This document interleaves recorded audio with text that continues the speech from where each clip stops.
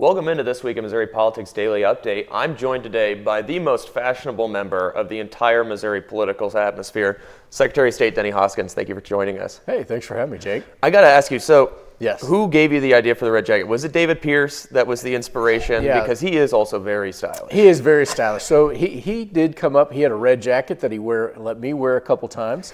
And then out on the campaign trail, I started wearing it. And I didn't really know it became a thing until I stopped wearing it.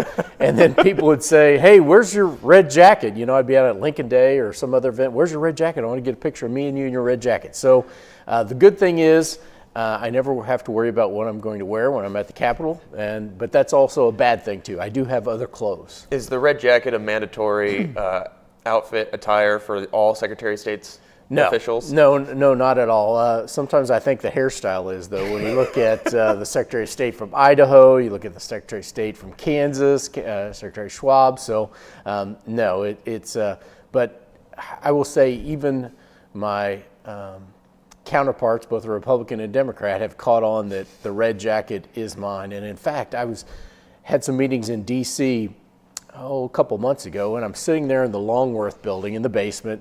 I think I had some Zoom calls, so I got my laptop, I've got the red jacket, just the cafeteria down in the basement, and somebody comes up and taps on my shoulder, are you Denny Hoskins? And I said, yes, I am, and they said, well, I'm from Southeast Missouri State, the president of Southeast Missouri State. We thought that was you over there in your red jacket and just had to come over and say hello. So it's catching on everywhere. I think you should start making all your staff start wearing red jackets too. I would love to see Rachel in a red jacket. Yes, yeah. Matt also, and Amanda, right. And all of them. That'd be pretty they would good. all look good in red. It would look very stylish. Yes. Next time I interview you, I promise I'll wear a red jacket with you in solidarity. Right. So. Sounds good. But today is your 1-year anniversary Yes. in the office. And I'm sure we're going to hear all about Governor Kehoe's plans for after his 1 year in the office as well. But I want to talk to you about what have you learned so far in this year of being in the Secretary of State's office? What have you learned? What have you accomplished so far? What has been the insights you've received from being in that office? Well, I think first of all, the Secretary of State, we have 200 employees and a $71 million budget. So there's a lot of different things that go on in the Secretary of State's office. With 200 employees, only about 10 of those actually in elections. Now, elections make all the headlines, and with the referendum and initial petition reform and things like that, but we do have a lot of other things of value for Missourians in the Secretary of State's office. We have the state archives, state library. We have our own IT department that makes sure that your personal private information doesn't get it hacked into. Because that was one of the unique things I learned was that the Secretary of State's office is responsible for the cybersecurity for the state. That's right. Yeah, cybersecurity for our elections, that confidential information, voter registration information, as well as business services information. Obviously, we have business services as well. We have a securities department where Commissioner O'Donnell is doing a great job on that. So we do a lot of things. Administrative rules is another one. So any rule that comes through from any state agency, we print that. And as the Secretary of State, I actually have the power to veto or reject any emergency rule. Emergency rule means it would go into effect just like that. If I don't consider it an emergency, and emergency according to state statute basically says that it affects the health or well-being of Missourians, then I can reject that, and then it goes through the normal rulemaking process, which takes about 4 to 6 months. So talk a little bit about the archives, because that's something I've learned from your phenomenal comm secretary, just how important it is. Yes. But the state archives is really, it's not just, some old documents from a courthouse, but there are some serious historical documents preserved at the Missouri Secretary of State's building. Just tell me how important that is, not just for, the purpose of having the paperwork, but also just the purpose for the purpose of restoring and protecting state historical documents. That's right. Our archives division does an excellent job. And it's a phenomenal area. It is a phenomenal area, and they have not only preserved all the state historical documents, but the death certificates that are over, I believe, 50 years old.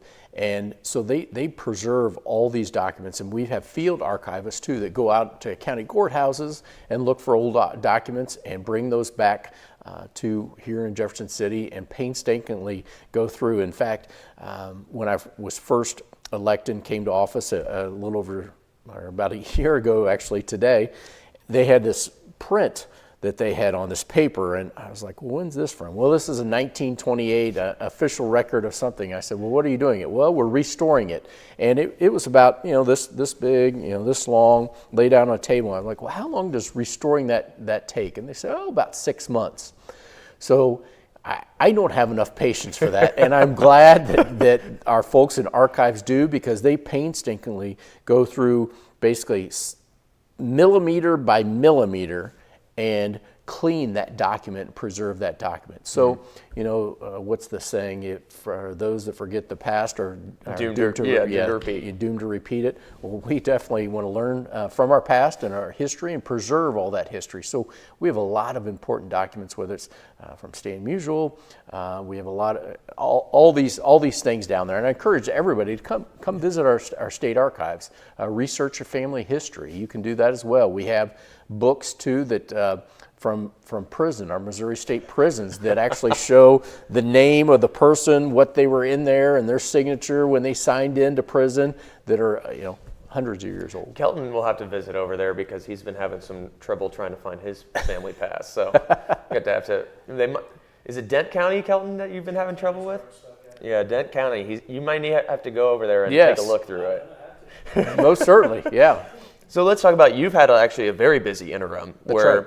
The legislators have also had a very busy interim, yes. But you've had a very busy one dealing with election issues. Talk to me about what you've been working on through there. Yeah, so election issues, one of the campaign promises I made is, hey, I want to clean up the voter rolls. And so we've really put a focus on that, and working with our local election authorities, our county clerks, as well as some new tools that the government, federal government has given to us as far as the SAVE database, we've really been focused on that. And so over the past year, since I took office, we've taken off over 200,000 ineligible voters off the voter rolls, over 60,000 deceased voters, over 5,000 felons, because felons can't vote here in the state of Missouri, as well as been working on the SAVE database. So we've taken our voter registration records and ran it through the SAVE database. Now, the SAVE database is kind of a misnomer.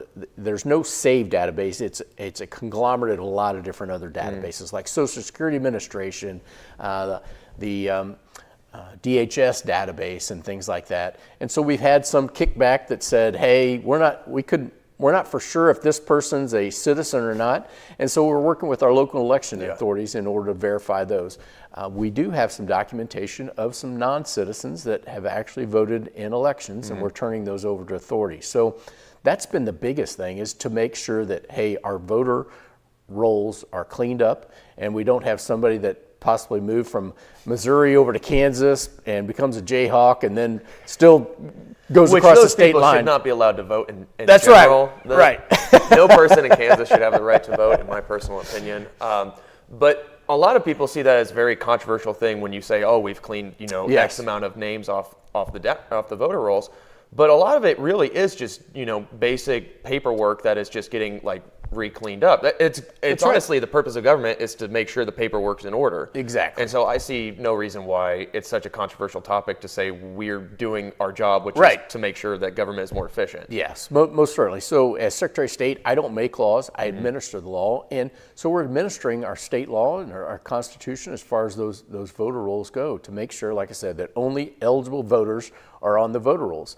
And we do a pretty good job here in the state of Missouri. We passed election integrity bill, I believe that was in 2022 when I was in the Missouri State Senate. It banned Zuckerbucks, banned the ballot drop boxes, which you see in some other states, even in some red states that they've tried to get rid of those. I believe Wyoming still has ballot drop boxes. Interesting. Yes, and then made sure voter ID. So you actually have to show a photo ID when you vote. That's another thing that I'm just that just seems like common sense. I have to show my ID for multiple things.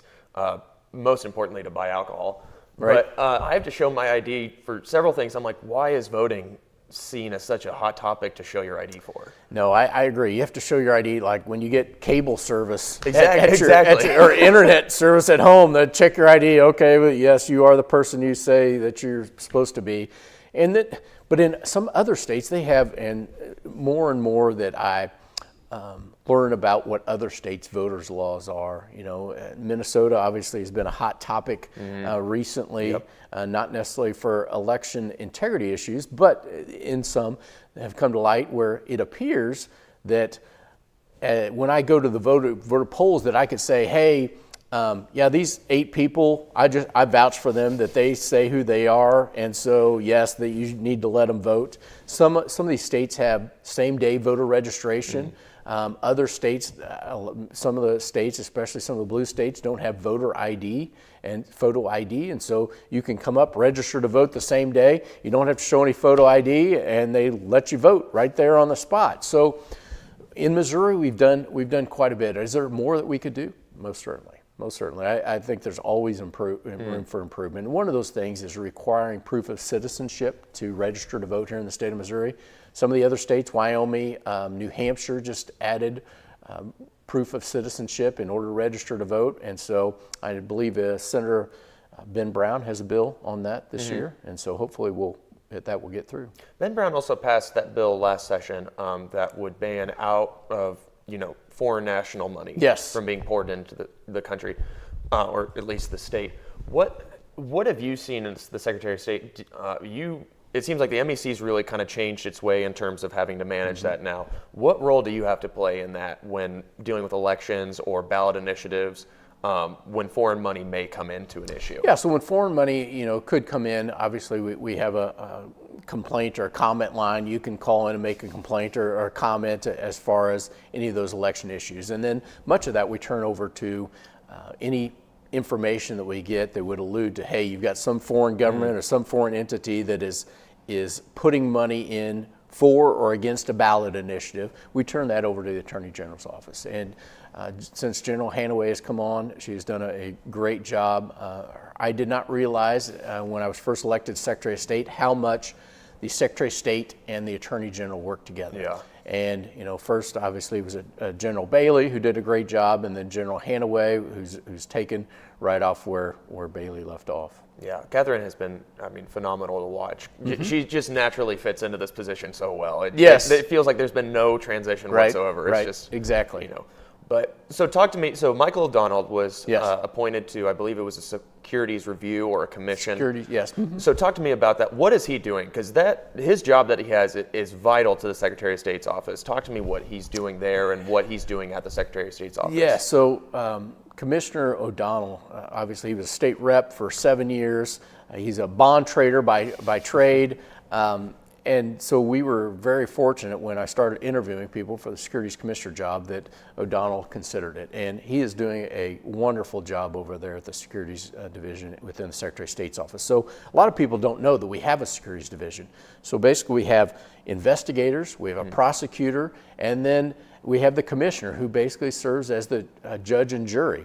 And any time that I go anywhere and give a speech and I talk about, hey, if you or someone you know have been wronged, scammed out of money, some investment scam, hey, you give me $5 or you give me $500, I'll turn that into $5,000 within a week. We can help get you restitution for that. And so it's just a matter of time. And so yes, please contact if any of the viewers out there know of anybody, like I said, their neighbor, grandmother, son, daughter, parent, friend, coworker has been scammed, we can help get restitution for that. So Commissioner O'Donnell is doing a great job, and that's what he focuses on over in the Secretary of State's office. I think Kelton was scammed by an African prince who was deposed. Can we get him set up on that hotline real quick so we can get him his money back? I won't even say how much he put in there. Right. He felt real bad for the guy. So. Yes. Well, we've all got those emails. I mean, so those emails. Yes. Hey, I'm coming in from the country of Africa, Nigeria, or Somalia, and I've got $10 million, and I need some place to put it in the United States, and so I happen to come upon your name, and you're such a good person that I'd like to give $1 million out of that. Did you call Kelton? Were you the one that called him? I might. I mean, I'm not gonna lie. I might have. I figured it might have been a house member pulling his leg or something. So this session, you're coming into your second year. Yes. It started off a little rocky. Will Job, who I have an immense respect for, I think he's one of the very few serious House members out there at a time when House members are becoming less serious. He filed articles of impeachment against you. Yes. Now, I talked to him a little bit. He talk to me about the reasoning for it. Not in great detail. We were talking about some other things, but obviously you want to come in and you want to have a good experience working with the legislature. Yes. Will this make it a little bit more difficult to really work on bipartisan issues with both sides of the aisle? Well, probably some over in the House Democrats, and it probably will. But my job as Secretary of State is to follow the law, follow the Constitution, and I'm doing that. If the state representative doesn't like that, then guess what? He can file a bill to change the law and change the deadlines. I can't do that as Secretary of State. Now, most certainly I could have when I served 8 years as a state rep and 8 years as a state senator. So if he does not like the law, then he can file a bill in order to change that. And so it's unfortunate that I've never met this representative. I don't know anything about him. I've heard that he's a nice guy from some colleagues on both sides of the aisle, but I'm going to continue to focus on doing my job. I am not worried about a Democrat freshman state representative who's been here for 1 year that may not understand completely how the law works and how exactly a bill becomes a law, because he can change any of these deadlines. If he doesn't like it that, hey, July 28th is the deadline for the clerks to verify the signatures on this referendum process, then guess what? He can file a bill in order to change that. If he doesn't like the percentage of signatures that are required to put something on the ballot, then guess what? He can file a bill in order to change that. All he has to do is just get 81 other state reps as well as get 18 senators, and the governor sign that bill. As Secretary of State, again, I don't make the law. I just administer the law. Now, do I have an opinion on laws and bills? Most certainly. I had an opinion as a state rep and as a state senator, and just because I was elected Secretary of State, that didn't mean all my opinions just went away. But I'm in a different role now, more of an executive role. And so my office and I've been willing to work with any Republican or any Democrat on any election issues that they have. In fact, last year when I first elected, I went over to the House and I just started, some of my staff were like, "What are you doing?" I said, "Well, I'm just going to walk around and go in random state reps' offices." And so I went in both Democrat and Republican. Some of them recognized me when I come in, and others didn't. They'd finished their conversation. They said, "Hey, sir, can I help you with something?" I'm like, "Well, I'm Denny Hoskins. I'm the new Secretary of State, just here to see if you had any issues." They probably recognized the red jacket before you came in. Yeah, they probably recognize the red jacket now after a year in the red jacket. But my office is. The workers inside my office are nonpartisan. And when I was elected, I did not go into the Secretary of State's office and say, "Hey, are you Republican? Are you Democrat? Did you vote for me? Who'd you vote for?" None of that. They have a job to do. Yeah. And they take their job very seriously, as they should. I take their job very seriously. I take my job as Secretary of State very seriously. And so, like I said, I'm going to continue. Everything that I do as Secretary of State is based in Missouri state law. It's based in the Missouri Constitution. And if the state rep doesn't like that, then he has the power in order to change the law. He can file a bill and get that bill passed. But to file a resolution for articles of impeachment, to me, that just seems like it was for media attention and social media clicks. As a freshman state rep in the minority, there's not a lot of things that you can do. In this case, he found one thing that he could do in order to get media attention for a couple days and get some social media clicks. But the process and procedures in my office is not going to change. We're going to continue to do what we've been doing. If Scott was Secretary of State, he'd probably hang it up in his wall in the office. Well, I'm not going to lie. I did have a call from some friends at the White House that said, "Welcome to the impeachment club." And they said, "Hey, we'll see if maybe we can't get another guy in this office up here to sign your resolution of articles of impeachment and send to you." I said, "Well, that'd be great. I mean, to have a resolution for articles of impeachment filed because you're doing your job, then hey, like I said, I'm going to continue to do my job." I've been seeing you make the rounds Yes. I think this last week to all the offices, Yes. both Republican and Democrat. That's right. What is your agenda this session? When you're coming in this building and you published an op-ed with us talking about Right. what you're kind of laying out your vision for this session. What are you hoping to achieve? It seems like you really do want to achieve some election bipartisan results.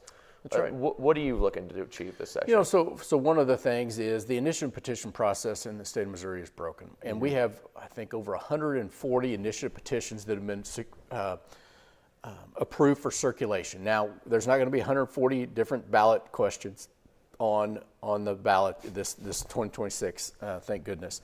But it needs to be a little bit harder in order to put something on. Right now, we don't charge a fee for putting one on. I think there's 2 people that have literally filed over half of the initial petitions. Some of them, I think, maybe just like seeing their name on our website.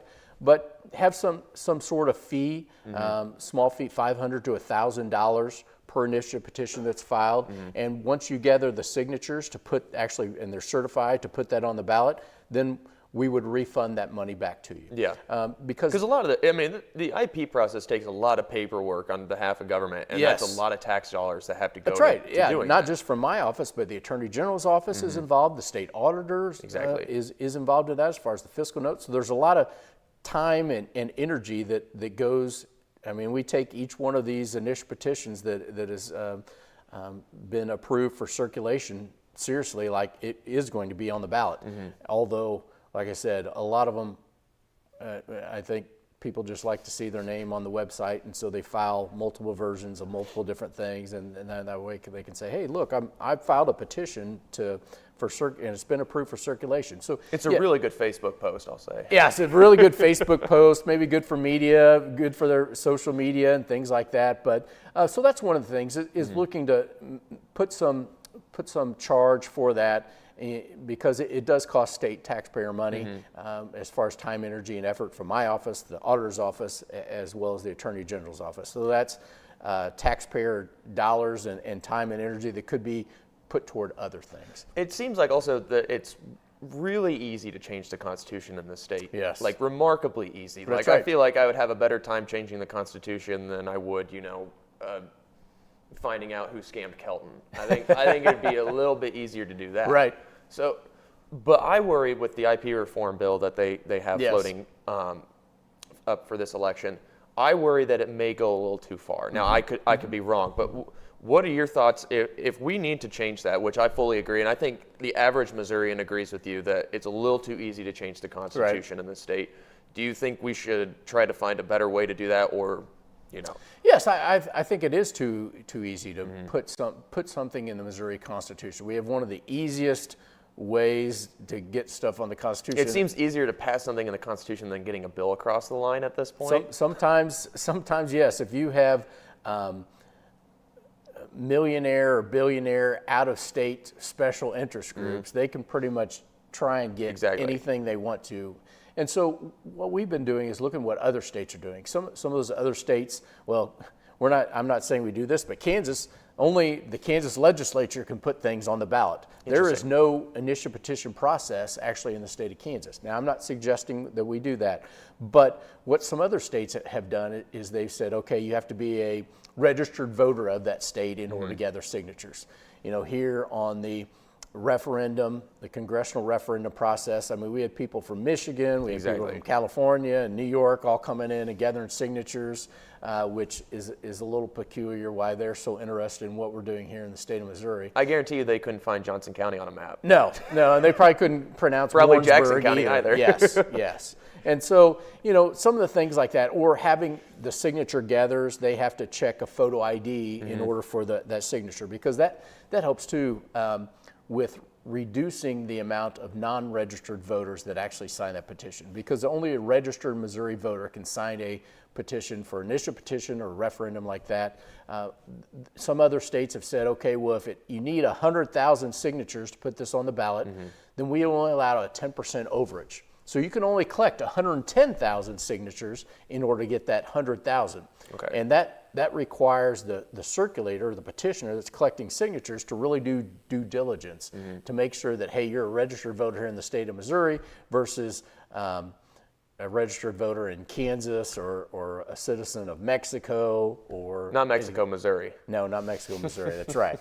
The country of Mexico. So there's a lot of different things that we could do in order to, I think, improve the process and make the process more understandable and make it more beholden to the will of the people. I think the average Missourian would agree with you on that. Yes. If you truly sat down with the average Missourian and said, this is how easy it is to change the Constitution, Right.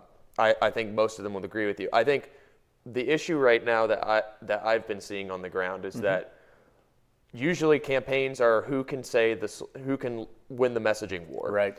And right now it seems that the people going against the IP reform, their messaging war is they're taking away your right.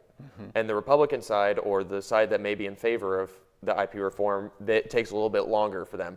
Do you think there could be a messaging war in which the side that's in favor of the constitutional change to keep IP reform, but to make it a little harder to change the Constitution, do you think they can eventually win that war of giving the easiest message I think so. out there? So one of the things I believe that's Amendment 4 that will be on the ballot here in 2026, dealing with initial petition reform, is actually, we talked about Senator Ben Brown that passed the bill in statute to say, hey, no foreign influence on our elections, our ballot initiatives and things like that. Well, if this Amendment 4 would pass in 2026, that would codify that into the Missouri Constitution. And so it would actually be in the Missouri Constitution that, hey, foreign governments of Russia or China can't come in and say, hey, we're really for Amendment 1, but we're against Amendment 2, and so we're going to plop $50 million into an ad campaign in order to make sure that one of those passes and one of them doesn't. So yes, I think there's still time. I mean, right now we have Amendment 1 and Amendment 2. I always get these mixed up. One of them involves the county assessors always being elected. There's a lot of amendments this year. Yes. I can't keep track of how many we're going to have to Well, vote yeah, on. and there could be more. And then the other amendment deals with a renewal of the sunset of the, I believe, sales tax for our Water and Soil Commission. Yep, conservation that's a big one I've efforts. seen. Yes. And then obviously, Amendment 3 is the pro-life amendment to counter the amendment. It's kind of ironic that now Yes, and that was just how they were filed. There wasn't any shenanigans going on there. It just happened that that's how it was filed. And so, as a pro-life person, I was against Amendment 3 last year, and I'm for the new Amendment 3 in 2026. Then Amendment 4 is the IP. There could be, if the referendum, if I gets enough signatures, I certify the signatures, and it's declared constitutional, then it could possibly be on the ballot as far as redistricting. And then anything that the legislature or the governor wants to put on the ballot that goes through the legislature, that could also be on the ballot in 2026. Local issues, if there's a local tax issue, that could be. The top of the ticket is going to be the state auditor race, and Scott Fitzpatrick is doing a wonderful job as state auditor. So we don't have any U.S. Senate, we don't have a president election in 2026. The state auditor will be at the top of the ticket. There could be a lot of questions at the bottom. Yep. I'll ask you one last question, Yes. and I know you got a busy day. What role does the dog play at the office? I've heard that is the most popular staff member in that whole building. Yes. Axel, my 13-year-old, basically he's a mutt, but he looks like a miniature golden retriever. He is the most popular staff person at the office. My employees love him to death. He has an extra pep in his step when he comes into the office. He doesn't come every day, probably once every couple weeks. But even the staff people, they love him so much that they have bought with their personal money dog treats. And so he knows which cubicles have dog treats in them. And so when he comes in the office, he runs around and goes and visits everybody that has dog treats. And he loves it at the Secretary of State's office, and for the most part, the employees there love him as well. Before we go, when Michelle comes up here and you don't want to stay at some apartment, where do you put her up at? Well, I put up at the Marriott. Of course. Kelton, on the other hand, puts his family up at the Plaza. He'll probably have to stay at the Plaza if another scam comes through. But we want to thank our sponsors, Courtyard by Marriott, United Fiber and Mocan Trade. Secretary of State, thank you so much for taking the time. Yes, thanks for having me. We'll be back with you sometime this week, but make sure to stay tuned later today for the State of the State address. I'll be live tweeting, and Kelton will be somewhere in the Capitol building asking for donations.